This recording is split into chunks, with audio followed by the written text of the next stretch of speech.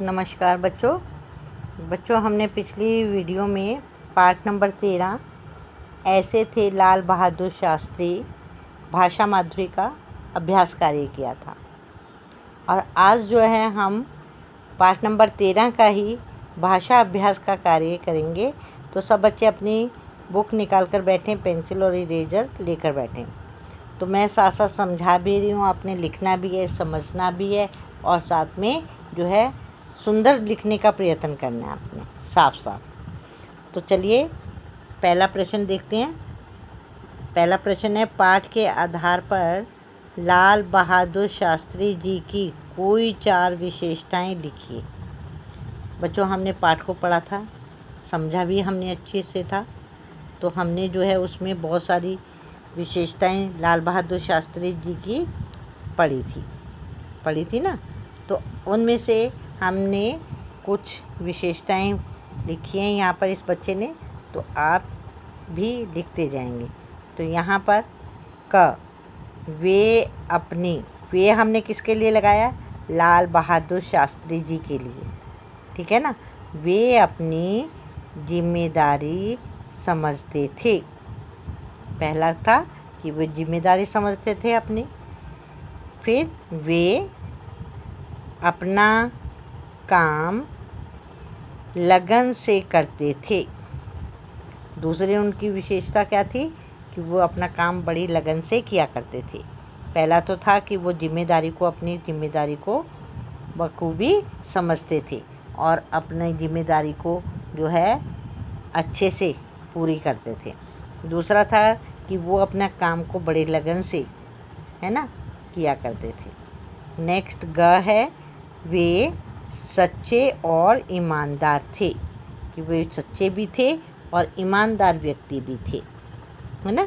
कि जैसे ही माली ने उनको पकड़ा था तो उन्होंने सच बोला कि भाई मैंने अभी तो एक ही फूल तोड़ा था।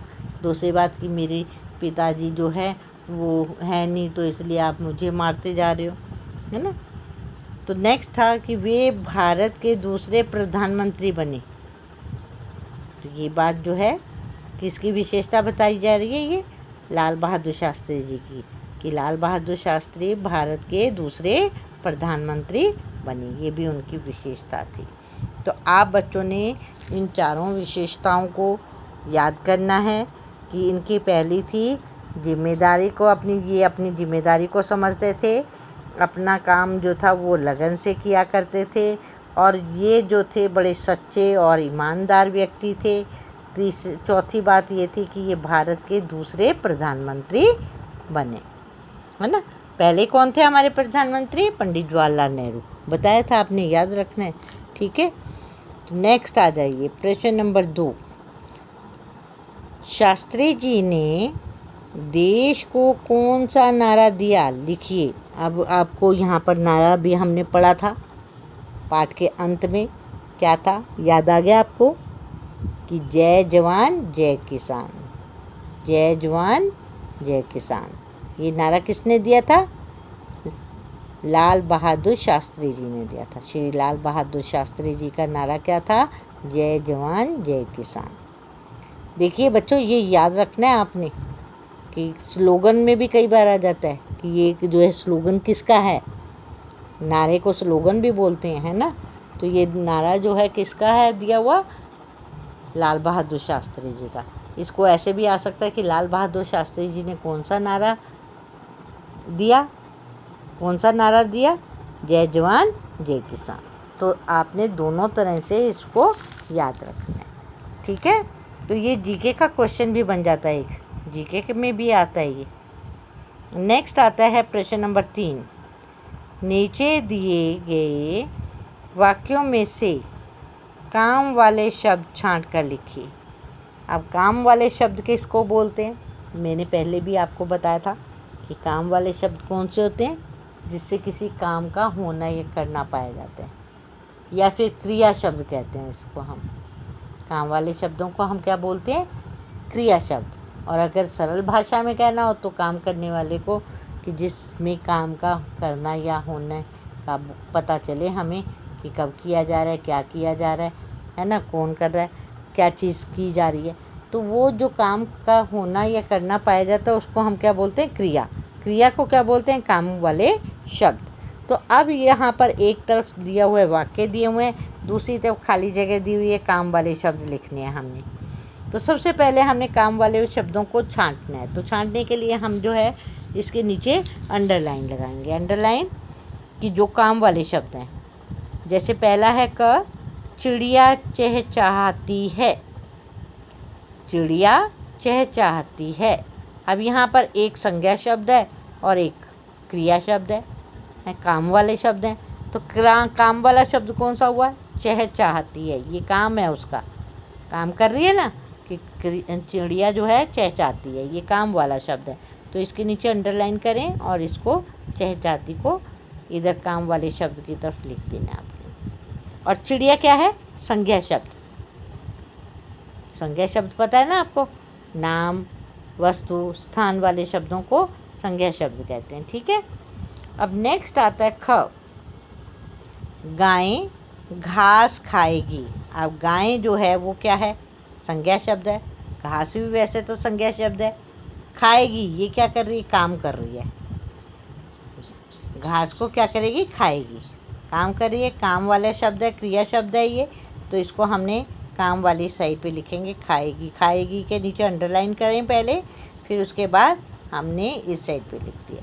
बच्चों अगर हो सके, जैसे इस बच्चे ने तो साथ साथ नीचे नीचे लिख देना, आपने एक शब्द यहाँ लिखना है, दूसरा शब्द यहाँ से लिखना शुरू करना है, ताकि आपस में मिले नहीं और मात्रा जो है एक दूसरे के बीच में नहीं मिले। नेक्स्ट आता है ग। ग में वह जोर से हंसने लगा। हंसने लगा, वह जो है क्या है, सर्वनाम है ना। सर्वनाम क्या है, वह किसी के लिए भी आ सकता है ना। तो वह हंसने लगा, उसका काम क्या कर रहा है, वह क्या करने लगा हुआ है, हंसने लगा। हंसने लगा के नीचे हमने अंडरलाइन किया क्योंकि ये काम वाला शब्द है। हंसने लगना कि ये काम क्रिया शब्द है, हंसने लगा, इसको हमने इधर लिख दिया। नेक्स्ट आता है घ। मैं नीला पेन लाई। मैं सर्वनाम है, नीला पेन ये भी विशेषता नीला है, पेन क्या संज्ञा है, लेकिन लाई ये क्या है, काम वाला शब्द, काम वाले शब्द है ये। लाई क्रिया शब्द है। तो लाई को हमने अंडरलाइन किया और साथ ही में हमने इसको लाई को काम वाले शब्द बॉक्स में लिख दिया। ठीक है। तो इस प्रकार से हमने क्या सीखा, यहाँ पर काम वाले शब्दों को हम क्या बोलते हैं, क्रिया शब्द बोलते हैं। काम वाले शब्द जिनसे किसी संज्ञा या सर्वनाम शब्दों के काम के होने का या करने का पता चले, उसको हम जो है काम वाले शब्द बोलते हैं, क्रिया शब्द बोलते हैं। अब यहाँ पर चिड़िया चहचहाती है, चहचहाती क्या है, काम वाला शब्द है। गाय घास खाएगी, खाएगी क्या है, काम वाला शब्द है। वह जोर से हंसने लगा, हंसने लगा ये भी काम वाला शब्द है। मैं नीला पेन लाई, ये भी लाई जो है वो काम वाला शब्द है। तो इस प्रकार से बच्चों आपने जाना कि काम वाले शब्द को क्या बोलते हैं, हम क्रिया शब्द बोलते हैं। क्रिया शब्दों को क्या बोलते हैं, काम वाले शब्द। तो उल्टा पुल्टा एक समान, यानी कि काम वाले शब्द क्रिया शब्द, क्रिया शब्द काम वाले शब्द। ओके। नेक्स्ट आ जाइए प्रश्न नंबर 4 का। ध्यान दीजिए, ध्यान देने वाली बात है विराम चिन्ह।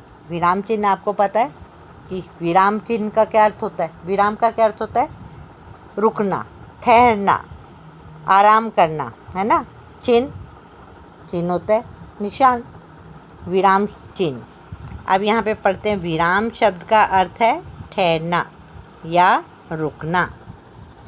किसी भाषा को बोलते, पढ़ते या लिखते समय भावों को प्रकट करने के लिए रुकना पड़ता है। जब हम कोई चीज़ पढ़ रहे हैं, भाषा को पढ़ते हैं, तो पढ़ते समय, बोलते समय, हम पढ़ते या लिखते समय हम थोड़े समय के लिए भावों को प्रकट करने के लिए हमें रुकना पड़ता है। जैसे कि हम रुके थोड़ा सा, फिर चल पड़े। तो लेकिन जो रुकने का जो है वो क्या है, हमारे वो चिन्ह है, विराम चिन्ह है, उनका प्रयोग किया जाता है। तो यहाँ पे रुकना पड़ता है। यहाँ पे विराम चिन्ह जो है कितनी तरह के, पूर्ण विराम, पूर्ण विराम, खड़ी लकीर, अल्प विराम, ये छोटा सा कॉमा है, कॉमा इंग्लिश में कॉमा बोलते हैं, यहाँ पे अल्प विराम बोलते हैं इसको। फिर आता है प्रश्नवाचक, प्रश्नवाचक उल्टी कड़छी, क्वेश्चन मार्क इंग्लिश में बोलते हैं। उद्धरण चिन्ह, उद्धरण चिन्ह एक्सक्लामेटरी।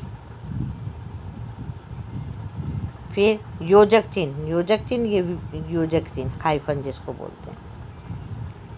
तो आपने ये 5 तरह के आज जो है विराम चिन्हों के बारे में जाना है। पहला क्या है? पूर्ण विराम, दूसरा अल्प विराम, तीसरा प्रश्नवाचक, चौथा उद्धरण चिन्ह और पांचवा योजक चिन्ह। तो बच्चों आज जो है आपने घर में बैठकर इन सबको याद करना है। पहले तो आपने लाल बहादुर शास्त्री जी की विशेषताओं को याद करना है, फिर नारा का आपने याद करना है, फिर आपको पता होना चाहिए कि काम वाले शब्द कौन कौन से हैं, उनको हमने अंडरलाइन करना है। फिर आपने विराम चिन्ह, 5 विराम चिन्ह हैं, इनकी पहचान भी करनी है और पांचों को आपने याद करना है कि इसमें विराम चिन्ह में कौन सा चिन्ह लगता है। ठीक है, तो इसका अभ्यास बार बार करोगे तो आपके जो है गलतियाँ नहीं होगी। जब आपको शुद्ध लिख बोला जाता है तो आप आसानी से उसको लिख पाएंगे। तो कल फिर मिलते हैं, तब तक के लिए नमस्कार बच्चों।